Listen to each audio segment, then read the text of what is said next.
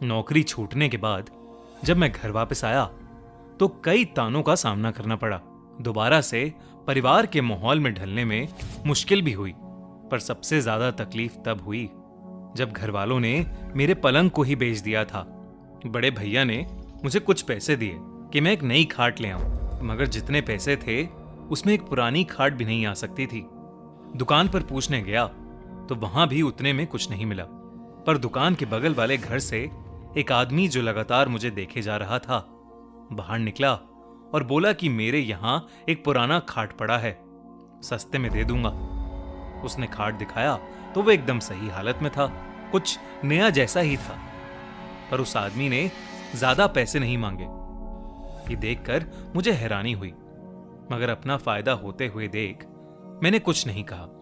रात को खाना खाने के बाद मैंने राहत की सांस ली कि अब सोने का तो ठिकाना हुआ कम से कम। थोड़ी देर टहलने के बाद बिस्तर लगा के मैं सोने चला गया। सोते सोते मुझे ऐसा लगा कि अचानक ही मुझे कोई धक्का दे रहा है और फिर मुझे किसी गड्ढे में ढकेल रहा है। पूरा शरीर दर्द कर रहा था। चीखते हुए मेरी नींद खुली तो मैं पसीने से लथपथ था। मुझे लगा कि कोई बुरा सपना होगा तो मैं दोबारा सोने लगा, लेकिन खाट पर लेटते ही मुझे ऐसा लगा कि कोई मेरे कंधों को जकड़े हुआ है और मेरे पैरों को किसी ने पकड़ लिया है। दोबारा से मेरा पूरा शरीर दर्द करने लगा। मैं चाहकर भी उठ नहीं पा रहा था। हैरत की बात तो ये थी कि ये कोई सपना नहीं था, सच में कोई मेरे शरीर को जकड़े हुआ था।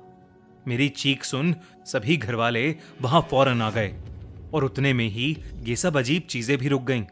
बुरा सपना था, ये बोलकर उन्होंने फिर से सो जाने को बोला, पर खाट पर दोबारा बैठने की अब मेरी हिम्मत ही नहीं थी। वो रात मैंने जमीन पर ही गुजारी, पर अगले दिन मुझे लगा कि शायद जो कल रात हुआ वो सब मेरा एक वहम था। खुद को समझाते हुए मैं अगली रात फिर उसी खाट पर सोया। कुछ देर तो मुझे नींद ही नहीं आई। फिर जब कुछ देर तक कोई भी अजीब चीज नहीं हुई तो मेरी आंख लग गई। पर आधी रात में एक बार फिर मुझे लगा कि कोई मेरे शरीर को पीछे की ओर खींच रहा है।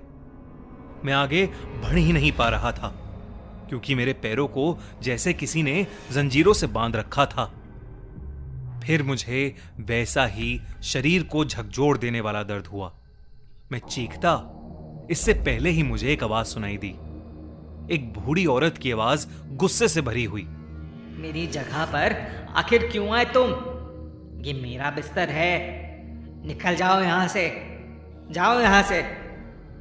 बहुत देर तक ये आवाज मेरे आसपास भटकती ही रही, फिर इतना पास आ गई कि लगा मेरे दिमाग से ही निकल रही हो, ना कि बाहर से। शरीर के साथ साथ अब मेरा सर भी फटा जा रहा था। तब अचानक मुझे लगा कि मेरी मां मुझे बुला रही हैं। उनकी आवाज से मेरी नींद ही टूट गई।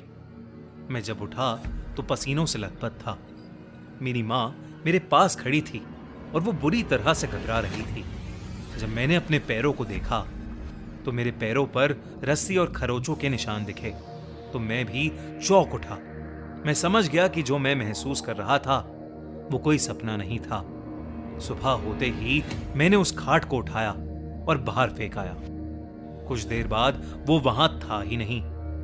जरूर ही कोई उसे उठाकर कहीं ले गया होगा। अगली रात भी मैंने जमीन पर गुजारी, लेकिन उस खाट का ख्याल मुझे सोने ही नहीं दे रहा था। थोड़ी बहुत नींद लेकर सुबह उठा। दोस्तों, 2015 में इंडिया में एक ऐसा केस बाहर आया जिसमें स्टार प्लस के हेड पीटर और उनकी वाइफ इंद्राणी को कर लिया गया अरेस्ट। पुलिस के अकॉर्डिंग इंद्राणी और पीटर ने मिलकर इंद्राणी की बहन शीना बोरा का मर्डर किया था। लेकिन जैसे जैसे ये केस आगे बढ़ा, एक के बाद एक ऐसे राज खुले जिन्होंने पूरे इंडिया को चौंका कर रख दिया। कौन थी शीना बोरा और क्या हुआ उसके साथ, जानने के लिए देखिए शीना बोरा मर्डर केस स्टोरी, सिर्फ हमारे crime channel the crime show पर। लिंक डिस्क्रिप्शन और पिन कमेंट में। तो उस खाट के साथ एक आदमी भी घर के बाहर मिला जो कि गुस्से में भरा पड़ा था कि आखिर क्यों मैंने इतना खतरनाक खाट यूं ही खुले में बाहर छोड़ दिया था। झटके, दर्द और बुरे सपने, क्या कुछ नहीं देता था ये खाट? ये सब बोलकर वो खाट वहीं छोड़ गया। मुझे इतना तो समझ आ गया था कि मैं पागल नहीं हूं और इस खाट में वाकई कुछ दिक्कत है। मैं उस खाट को अंदर ले गया और दोबारा उस रात उस पर सोने का सोचा, ताकि पता कर सकूं कि आखिर वो आवाज किस बुजुर्ग औरत की थी। लेकिन ये मेरी जिंदगी की सबसे बड़ी गलती थी। इस बार न शरीर में दर्द हुआ और ना ही झटके लगे और जल्द ही नींद भी आ गई। पर थोड़ी ही देर में उस औरत की आवाज फिर आई। चिल्लाते हुए उसने बोला, फिर आ गए? आखिर क्यों मुझे चैन से सोने नहीं देते? ये मेरी सोने की जगह है, जाओ यहां से। ये कहते ही फिर मेरे शरीर में बेहद खतरनाक दर्द उठने लगा। ऐसा लगने लगा कि मैं कहीं ऊपर से बहुत जोर से गिर रहा हूं। थोड़ी देर बाद ये सब रुक गया, पर ऐसा लगने लगा जैसे खाट हवा में झूल रहा हो, अपने कंधों पर कोई उसे उठाए कहीं ले जा रहा हो। मेरा मन सहमा जा रहा था। डर ने जैसे चारों ओर से मुझे घेर लिया था। मैं नींद में था, फिर भी सब महसूस कर पा रहा था। अचानक मेरी सांसें घुटने लगीं।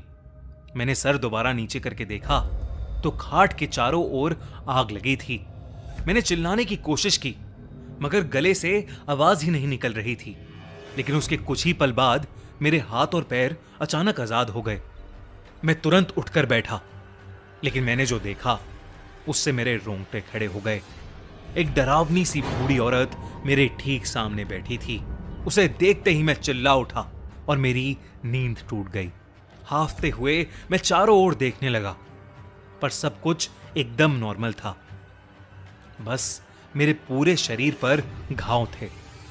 मैं समझ चुका था कि ये किसी बूढ़ी औरत के सोने की जगह थी, जो शायद अब इस दुनिया में नहीं है, लेकिन फिर भी उसे यहीं सोना पसंद है। अगली सुबह मैं वो खाट दोबारा उस आदमी को दे आया जिससे इसे खरीदा था। उसे इन सब चीजों के बारे में बताया तो ये मालूम हुआ कि उसकी मां ने कुछ ही दिन पहले इस खाट पर दम तोड़ा था। उसके बाद से वो खाट उसने अपने कमरे में ही खाली पड़े रहने दी, ताकि उसकी मां अब चैन से सो सके। खैर, जो भी हो, मैं उस पुरानी खाट के भयानक एक्सपीरियंस को कभी नहीं भूल पाऊंगा। दोस्तों, इस पुरानी खाट की कहानी के बाद एंजॉय करिए एक थ्रिलिंग क्राइम स्टोरी। हमारे नए crime channel the crime show पर हम लाए हैं एक रोंगटे खड़े कर देने वाली मर्डर मिस्ट्री, शीना बोरा मर्डर केस, इंडिया का आज तक का सबसे ट्विस्टेड मर्डर केस। इस कहानी को देखने के लिए एंड स्क्रीन पर क्लिक करें या इस वीडियो के पिन कमेंट में क्लिक करके भी आप वीडियो देख सकते हैं। अगर आपको ये वीडियो अच्छी लगी तो हमारा चैनल खूनी मंडे सब्सक्राइब करना बिल्कुल मत भूलना।